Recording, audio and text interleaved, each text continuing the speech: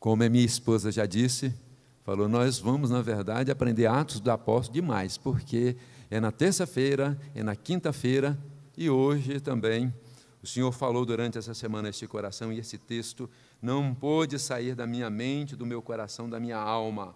Capítulo 8, do versículo 26 ao versículo 39. Vou convidá-los, por favor, aqueles que puderem colocar-se em pé, e vamos estar lendo.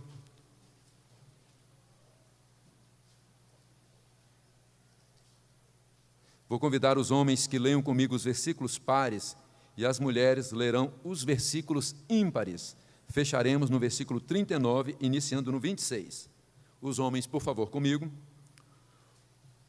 Um anjo do Senhor falou a Filipe, dizendo, dispõe-te e vai para a banda do sul, no caminho que desce de Jerusalém a Gaza, esse se acha deserto. Ele se levantou e foi.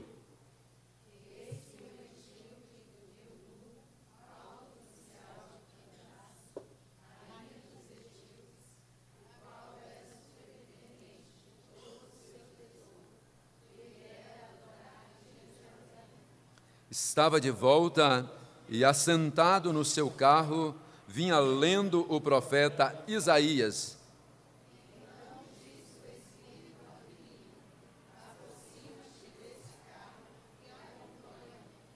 Correndo, Filipe ouviu ler o profeta Isaías e perguntou, compreendes o que vens lendo?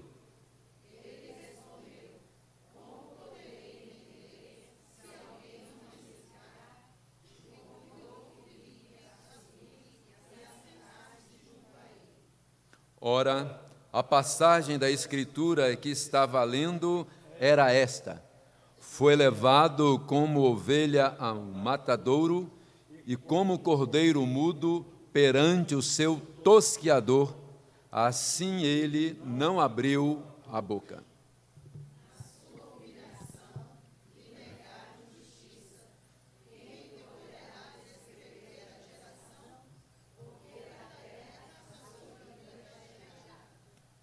Então o eunuco disse a Filipe, peço-te que me expliques a quem se refere o profeta.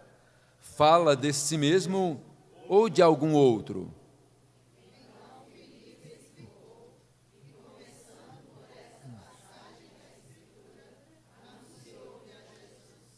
Seguindo eles caminho fora, chegando a certo lugar onde havia água, disse o eunuco, eis aqui água, quem impede que eu seja batizado?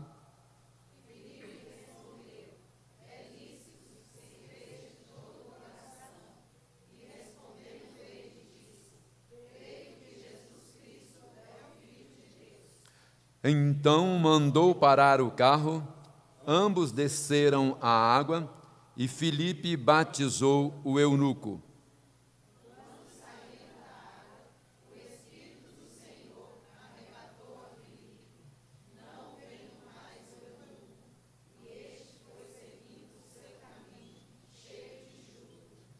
Amém. Vamos orar ao nosso Deus.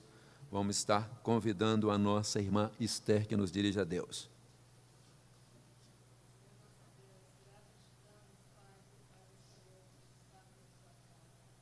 Amém, Senhor. Em nome de Jesus.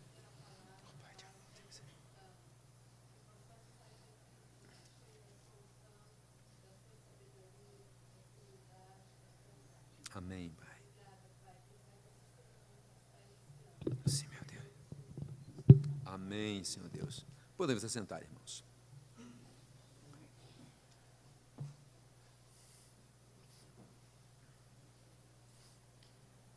O peregrino, diferentemente do turista, quando ele empreende uma viagem, ele tem o objetivo muito claro, é de fazer com que a sua alma possa encontrar alguma paz, algum sossego, algo que possa trazer à sua vida um pouco mais de razão, um pouco mais de entendimento, porque ele está também não só empreendendo uma viagem, conhecendo a natureza, mas também o peregrino, ele está empreendendo uma viagem ao centro do seu coração, na tentativa de encontrar algo que possa trazer paz, sossego, conforto, até mesmo razão da sua vida e da sua existência. E para isso nós sabemos que existem muitíssimos lugares que a pessoa pode ir como peregrino para poder encontrar algo que venha satisfazer a sua alma. Poderíamos falar e citar a cidade de Jerusalém, capital religiosa, querendo ou não, do mundo. As 3 grandes religiões praticamente estão inseridas ali, e não são poucos que deixam de ir, ou que vão, até Jerusalém, na tentativa de encontrar alguma explicação ou um fortalecimento, alguma coisa que possa trazer à sua alma um pouco mais de sossego, paz e até mesmo compreensão daquilo que ensina as Sagradas Escrituras. Mas não muito longe dali poderemos falar que também muitas pessoas peregrinam e vão a Meca, a capital do Islã, onde uma profusão, uma grande quantidade de pessoas, dependendo do período, vão lá na tentativa de usufruir bênçãos para a sua vida, principalmente eles acabam ali entrando em meio ao que nós podemos falar uma multidão. Também poderíamos falar que não são poucas as pessoas também que vão até o Vaticano para poder encontrar ali um pouquinho mais de paz, alguma coisa que possa trazer também ao seu coração um pouco mais de conforto. Querendo ou não, é uma viagem onde eles vão peregrinando. Sabemos que existem muitas outras cidades que acabam se tornando centro de peregrinação, onde as pessoas buscam algo para trazer alento para o seu coração e para a sua alma. Podemos falar também da cidade de Alto Paraíso, que, querendo ou não, também é um lugar onde muitas pessoas vão para captar, para buscar também energias, fluidos positivos.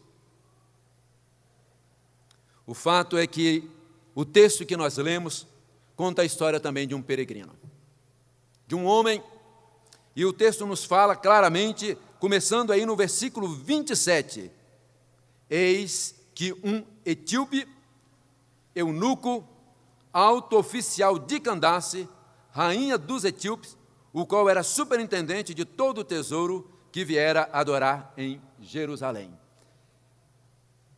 A questão é que aquele peregrino que sai da cidade, que sai daquele país, não confundindo com a Etiópia de hoje, porque naquele tempo está se falando da Etiópia antiga, que hoje é o Sudão. Ele tinha um grande desejo na alma, e ele então tem agora vontade de ir à Terra Santa, até Jerusalém, porque muitas notícias se falavam, e principalmente acerca daquele templo suntuoso, belo, que fora reerguido. E a gente pode ver que para nós, esse peregrino, no qual nós estaremos meditando nesse texto, porque o nosso objetivo é saber como ele estava, o que ele fez e como ele encontrou a solução para toda a inquietação da sua alma. Em primeiro lugar,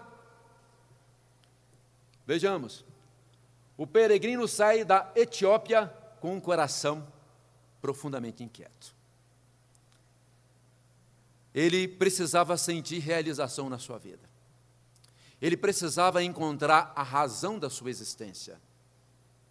Ele precisava deparar-se com algo que pudesse trazer para ele algum tipo de contentamento, porque provavelmente a situação que ele estava não era uma das melhores. Mas quando você olha para o texto, você fala o seguinte, não, mas era alto oficial. Candace aqui é um título dado pela rainha. Se era uma pessoa que recebeu um título dado pela rainha, se era uma pessoa que ocupava um alto cargo, porque nos diz aqui mais à frente, que inclusive ele era responsável também por essa parte daquilo que podia estar falando do tesouro, superintendente do tesouro, não era uma pessoa qualquer, era uma pessoa que recebeu ali uma honraria, um título, mas também tinha uma posição de destaque ali naquele local, ali naquele país. E de repente essa pessoa está, como nós podemos estar falando aí, vendo, inquieto. O que estava faltando para ele? O texto nos fala que ele também era eunuco. Tudo indica que desde alguma idade ele foi agora entregue para a corte, a qual agora ele deveria então estar ali ajudando, trabalhando. E certamente então ele foi galgando posições até chegar a essa posição de honraria. Quantos gostariam de estar naquela mesma condição, não talvez como eunuco, mas de ter aquela posição privilegiada que ele tinha? Percebe-se que ele vai fazer uma viagem, a distância que é estabelecida aqui entre Jerusalém e a cidade de Gaza, percorrendo o caminho antigo, não atual, dava mais ou menos cerca de 100 quilômetros. Não era uma distância pequena a ser vencida por uma carruagem. E outra coisa, tudo indica também que ele estava com uma carruagem oficial, então ele estava sendo bancado aquela viagem dele, aquela peregrinação, então era uma pessoa que usufruía, que contava, que gozava ali de uma posição, assim, de muito joia. Ele então tinha uma certa, né, ajuda. Mas olhando para tudo isso, a gente fica vendo por que estava acontecendo com ele, por que ele tinha o desejo de ir adorar. Nós não sabemos. O fato é que ele demonstra esse interesse, tinha essa vontade, e ele então vai empreender essa viagem. A razão disso tudo é porque ele precisava encontrar algo que pudesse trazer a paz, a tranquilidade, o sossego para a sua vida. O coração do eunuco simboliza, representa o coração de qualquer homem, de qualquer pecador, de qualquer pessoa, porque é um coração inquieto, um coração insatisfeito, um coração que anda à procura de algo mais, e altos cargos, posição privilegiada, título, condição financeira, porque para bancar uma viagem daquela ali, também tem um certo gasto. Mesmo que ele pudesse usufruir de todas essas coisas, ainda existia no coração daquele homem uma inquietude gritante.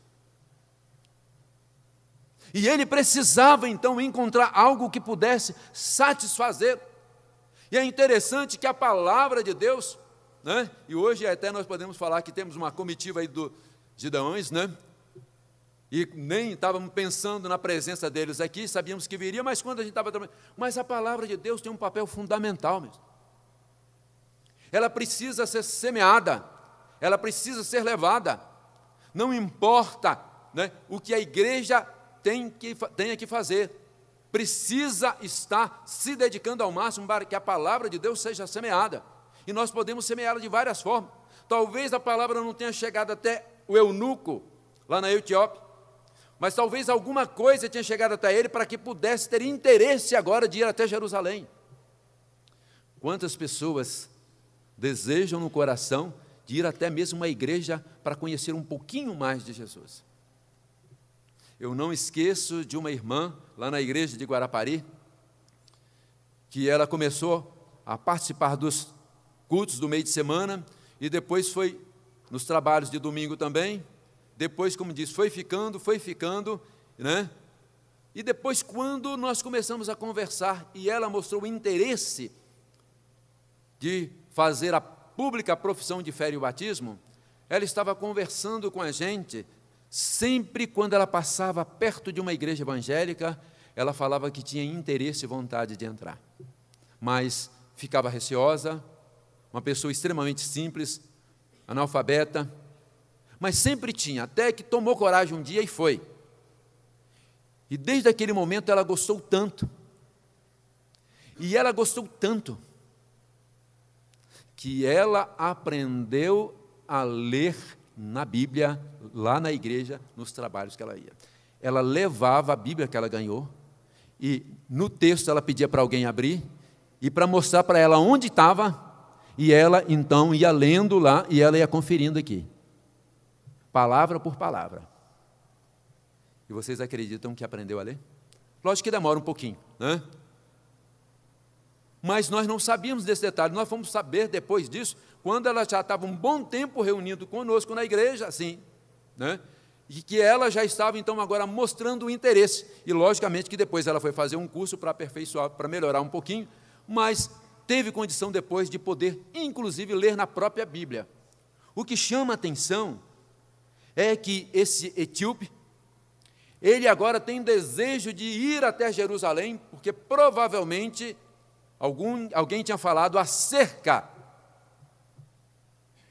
das Escrituras, daquilo que era o judaísmo, e ele queria conhecer. Alguns chegam até a alegar que, possivelmente, por ser dessa região, o Evangelho já tinha passado e ele teve algum conhecimento e sentiu o desejo de ir. Costuma até se falar que ainda hoje existem judeus de procedência etíope. Mas o fato é que o coração dele, conhecendo ou não conhecendo, tendo acesso ou não, estava inquieto. E ele resolveu empreender esta viagem para ir até Jerusalém, a cidade santa, para poder, quem sabe, nessa viagem, poder encontrar aquilo que era o mais importante. E diz a palavra de Deus, porque ele foi com um objetivo bem definido. Ele foi para adorar em Jerusalém. Adorar quem? Ele não sabia quem era Jesus, ele não conhecia detalhes, não entendia muito bem acerca das Escrituras. É tanto que ele vai até Jerusalém e ele chega a Jerusalém. Então, é o nosso segundo ponto. Primeiro, ele sai da Etiópia com o coração inquieto e o peregrino agora chega até Jerusalém. Mas parece que o negócio não vai ser muito bem sucedido, não. Porque existe um probleminha. Se a condição que ele se encontrava como eunuco não permitia que ele entrasse no templo. Mas também não poderia entrar, mas tinha um pátio dos gentios. Em Deuteronômio 23:1 fala que não há possibilidade de adentrar dentro do templo as pessoas que possam ter algum tipo de corte, nesse caso na genitália ali, falando acerca do masculino. E quando você olha para isso, então nós podemos falar, ele foi até lá, com um grande desejo, com uma inquietação no coração, chega lá com uma vontade de conhecer, mas acaba que Jerusalém não proporciona para ele aquilo que ele tanto esperava. Meus irmãos, cidade nunca trouxe paz. Lugar nunca resolveu o problema de ninguém. Denominação nunca trouxe salvação para ninguém. Religião por si só não é capaz de salvar a ninguém. As pessoas podem ser até profundamente religiosas, mas se não conhecerem a Cristo Jesus, não há possibilidade nenhuma de salvação. Podem ter nascido em um lar religioso, podem até mesmo terem se tornado membros de uma igreja, mas se não nascer de novo, não pode ver o reino de Deus. A história de Nicodemos é muito clara nesse aspecto. Era um professor, ensinava, judeu, ensinava a religião, mas nunca tinha nascido de novo. E a palavra de Jesus para ele é o seguinte: se não nascer da água e do Espírito, não pode ver o reino de Deus. O peregrino, ele volta de Jerusalém com o coração desejoso, porque ele não pôde encontrar lá aquilo que pudesse trazer para a sua alma, para o seu coração, a paz, o sossego que ele tanto procurava, que ele tanto almejava. Nós falamos que muitas vezes os homens, eles acabam servindo de empecilho para que a pessoa possa chegar até conhecer um pouco mais de Cristo Jesus. Uma das coisas que Jesus Cristo mais combateu nos fariseus foi isso. Porque vocês não entram e vocês ficam impedindo as outras pessoas de entrarem no reino de Deus. Vocês criam uma série de prescrições, uma série de leis, uma série de penduricalhos, uma série de coisinhas, e de repente parece que isso é mais importante do que a salvação exclusivamente pela fé. E é interessante porque o que é determinante é a fé. Quem crê verá a glória de Deus, e pela fé nós somos salvos.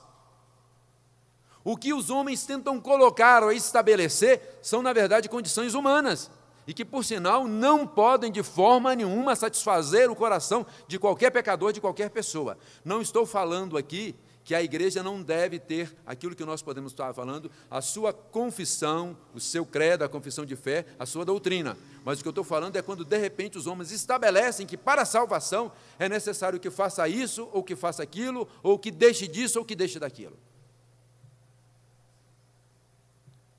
Ele volta de Jerusalém, mas pelo menos ele voltou com alguma coisa na mão.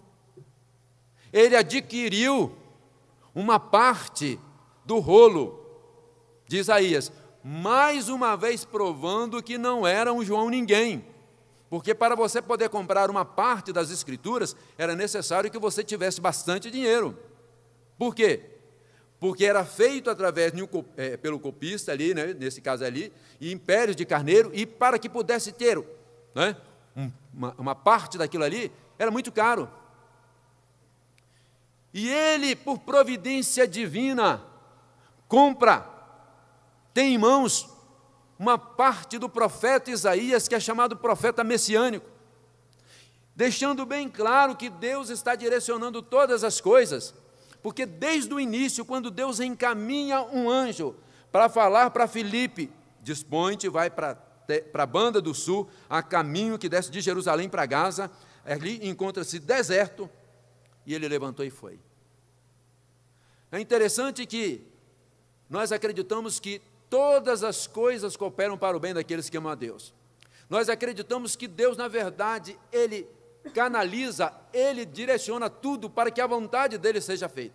Não acreditamos de forma nenhuma em nenhum tipo de conspiração, ou nenhum tipo de astrologia, ou nenhum tipo de alguma força. Não, acreditamos em Deus, que direciona todas as coisas. E Ele continua fazendo isso hoje.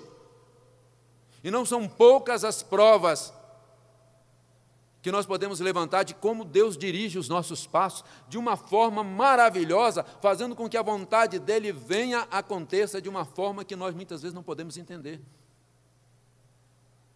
Meu irmão, o Deus do passado, o Deus de ontem, é o Deus de hoje. Coloque totalmente a sua vida nas mãos de Deus e confie que Ele vai direcionar todas as coisas. Deus não precisa de ajuda. Deus não precisa que você coloque a sua mão, que ninguém coloque a mão para resolver o seu problema, para ajudar. Por favor, eu não estou falando que você não tem que ir no médico. Não estou falando que você não precisa procurar um advogado. Não estou falando isso. Não estou falando que você não precisa procurar um pastor, um conselheiro. Não estou falando isso.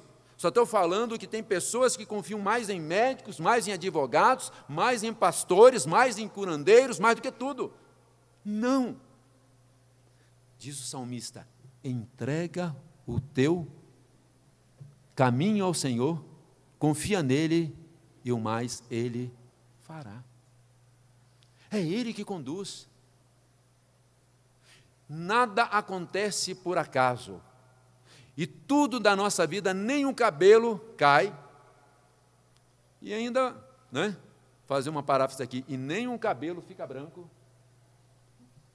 Pode ser até da barba, tá, reverendo? Né? Sem ser da vontade de Deus. O que quer dizer com isso? Que nós precisamos aprender a depender totalmente do Senhor. Todos os nossos dias foram contados, determinados pelo Senhor. Eu não preciso temer o dia de hoje, nem a noite que virá, nem o dia de amanhã. Porque eu tenho um Deus poderoso que cuida de mim, que cuida de nós. Se Deus nos quer aqui, Ele vai mover todas as coisas para isso. Se Deus nos quer em outro lugar, Ele vai fazer com que isso aconteça, mas a glória dEle e o resultado vai ser a nossa felicidade e a paz duradoura do Espírito Santo na nossa vida. O peregrino volta de Jerusalém com o coração desejoso. Estava inquieto. Foi até Jerusalém. Quem sabe eu lá em Jerusalém vou encontrar a explicação para tudo isso. E vai até Jerusalém, chega lá em Jerusalém, encontra uma série de restrições, uma série de prescrições, uma série de dificuldades, uma série de imposições, mas volta trazendo um trecho da palavra de Deus. Isso. Deve ter sido um Gideão que entregou lá para ele, né? É brincadeira, tá, gente? Não tinha Gideão. Mas aí ele volta. E nos diz a palavra de Deus como que isso vai acontecendo de uma forma maravilhosa, miraculosa, poderosa. Olha como que Deus vai agindo. O Espírito vai e fala para Filipe, vai para lá. E o que é interessante, porque no versículo 1, que fala o seguinte, na parte diz assim, desce de Jerusalém a Gaza, esse se acha deserto. O que ele quer falar aqui, esse caminho estava deserto, então ele está falando o seguinte, provavelmente estava em uma hora das mais difíceis. Porque quem tem que peregrinar, viajar no deserto, evita as horas mais quentes quando o sol está a pino. Então, olha, Deus encaminhando tudo no horário certo, no tempo certo, segundo a vontade dele. Quando acontece, o anjo coloca Filipe lá na estrada, no caminho, ele chega lá, e o que acontece? Já vem o carro, já vem a carruagem. E o que acontece ali, que ele estava voltando, e nos diz a palavra do Senhor que ele estava fazendo o quê? Assentado no carro e vinha lendo o profeta Isaías, versículo 28. Então disse o Espírito Santo de Deus, que é a terceira pessoa da Trindade, que é Deus também. Ouvindo aproxima-se desse carro e acompanha-o.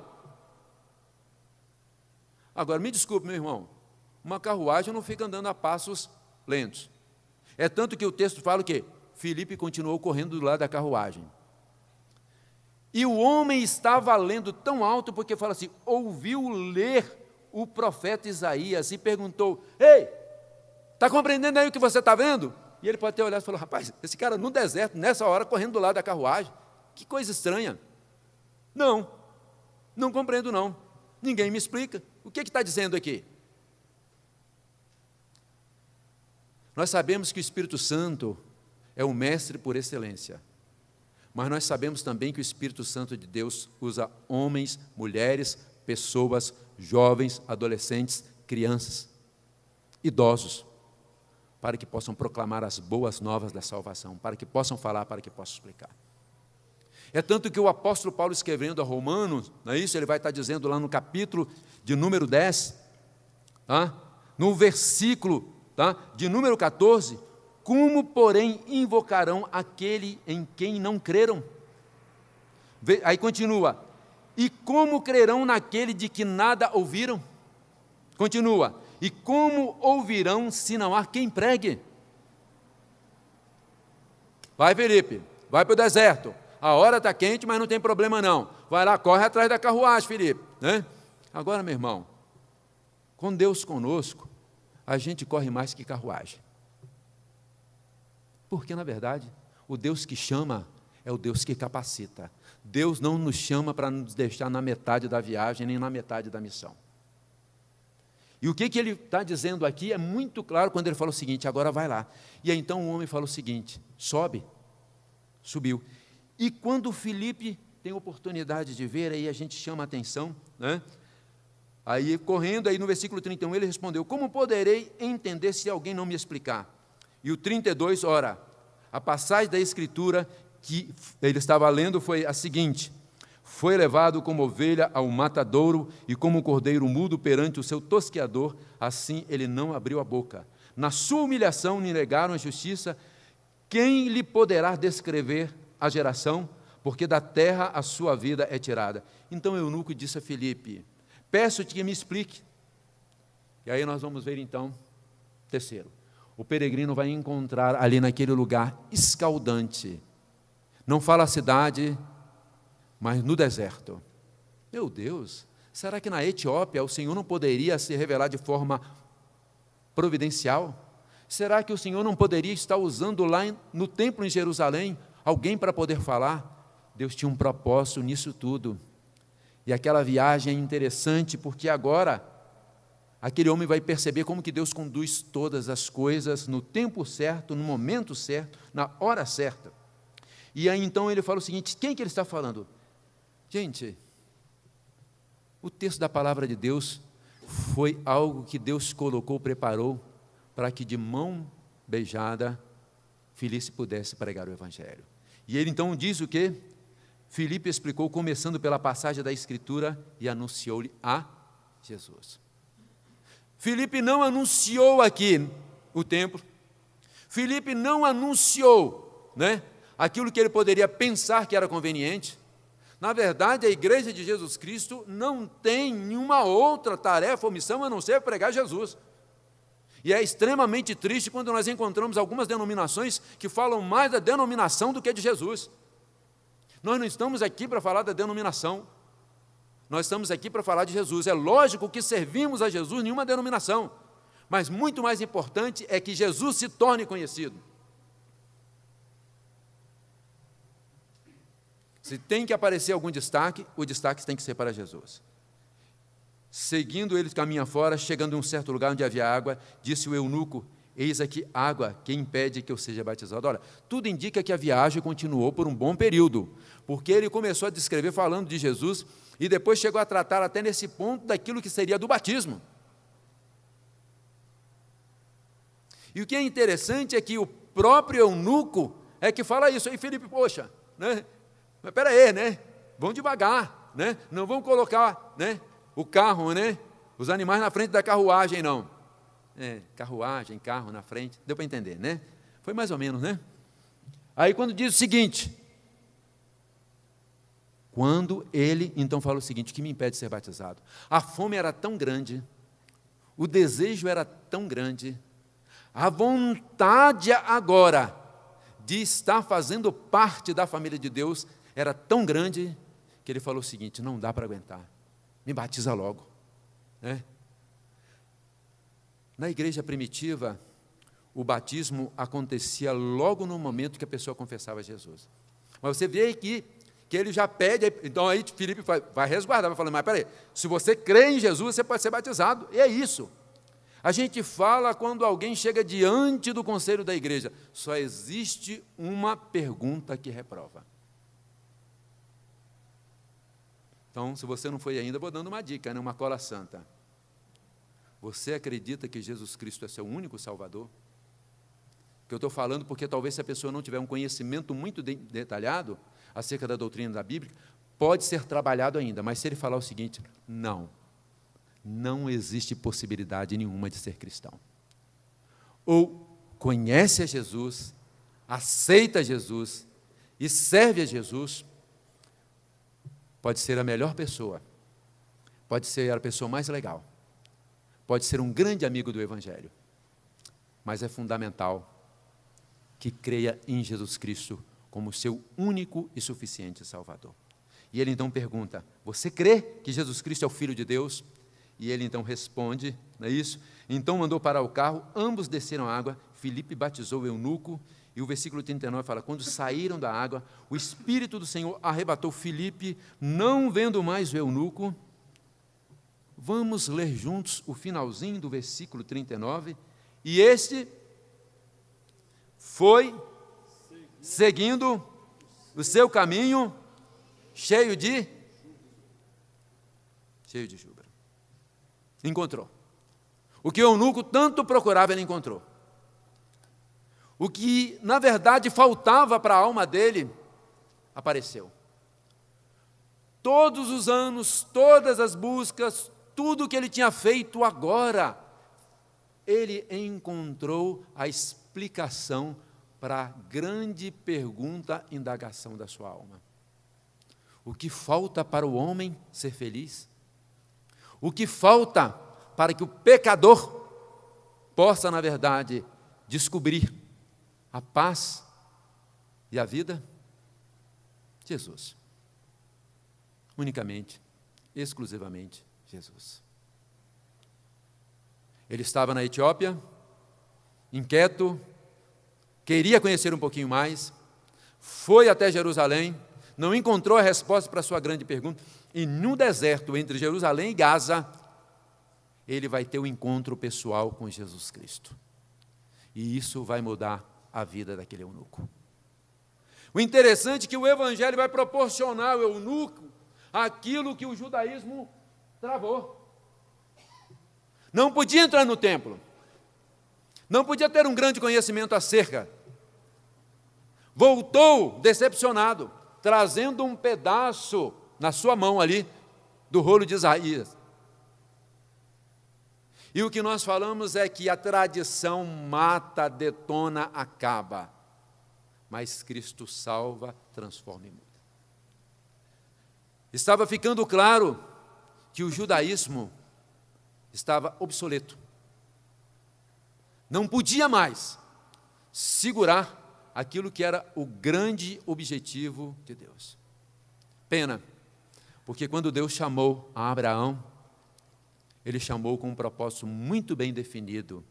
E Ele disse: Abraão, você será bênção para todas as famílias da terra. E os judeus não entenderam isso. Que pena.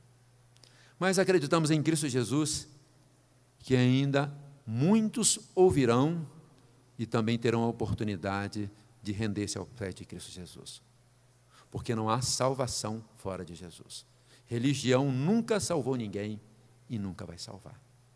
Cidade santa nunca salvou ninguém e nunca vai salvar. Misticismo, cidades, religiões. Se o homem buscar isso, ele vai continuar encontrando sempre um vazio cada vez maior. Mas é dada a oportunidade ao pecador de conhecer aquilo que preenche a vida, que preenche o vazio da nossa alma. Você já encontrou Jesus? Amém. Se você já encontrou, amém. Mas a questão é, se você não encontrou, não foi o lugar, nem essa igreja, que poderá resolver o seu problema. Porque só Jesus pode trazer para o nosso coração o preenchimento do vazio. Vamos curvar a cabeça, vamos falar com o nosso Deus, vamos pedir para que Ele continue a nos usar como usou Filipe para proclamar as boas novas da salvação, como tem feito também com vários irmãos nossos gideões. Mesmo na nossa simplicidade, mas continuarmos pregando e vivendo o Evangelho. Mas vamos pedir também ao nosso Senhor Jesus Cristo que nós não venhamos nos tornar empecilho para que as pessoas cheguem até Jesus. Muito pelo contrário, que nós sejamos bênção nas mãos dEle para levar Cristo Jesus. Deus de amor, te agradecemos pela Tua palavra que é tão viva e eficaz. Te agradecemos, amado Deus, pelo Teu Espírito que aplica aos nossos corações a Tua mensagem. Porque sabemos, amado Deus, que essa mensagem, o Evangelho, é o poder do Senhor para a salvação de todo e qualquer pecador. Que o Senhor, amado Deus, da mesma forma que chegou até o nosso coração, tocou, transformou e inundou, nos use também para que nós possamos, amado Deus, levar as boas novas da salvação àqueles que estão perdidos, aqueles que até agora não encontraram a razão de viver e continuam peregrinando nas trevas, amado Deus. Use, amado Deus, a Tua igreja para que seja um farol, para que nós possamos ser bênção para esse mundo tão decadente. Abençoa-nos, amado Deus, tenha misericórdia, nós pedimos, nós oramos, em nome do Teu Filho amado Jesus Cristo. Amém, Senhor.